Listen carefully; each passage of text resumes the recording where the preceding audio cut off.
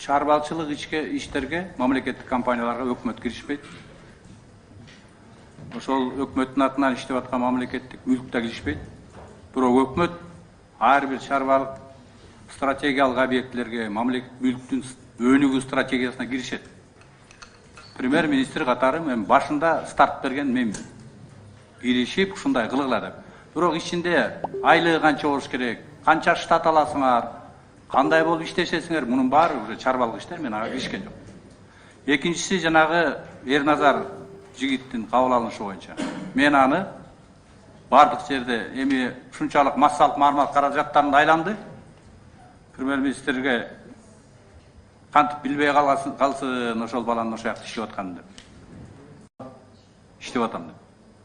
Ким болуп иштеп атасың сураган деле жок. Баягы Германиядагы Берлинский технический университет бүткөн балдар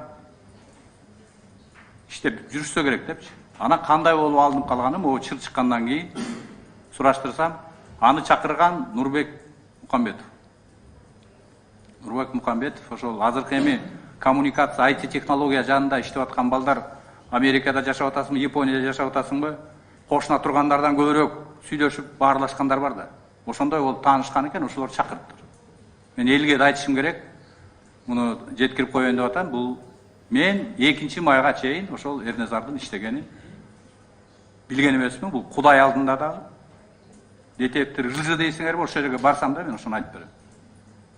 Анан экинчиси, анын атасы Иманкары Рысалиевдин киришкени боюнча мени ушул маалымат чыгып, силерге келгенден кийин билдим, ал боюнча эми өзүңүздөр көрдүңүздөр, аппараттын башчысынан баштап орун басары Шаршембиевдин кабинетине кирген үчүн кетирдим.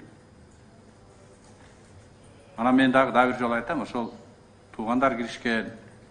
Мен макулмун, эгерде жана өзүңөр айткандай, ачык айкындык менен келсе, профессионалдык, кесипкөйлүгү жогору болсо, андайда эми кандай чечим болот, аны ачык айкын чечиш керек деп.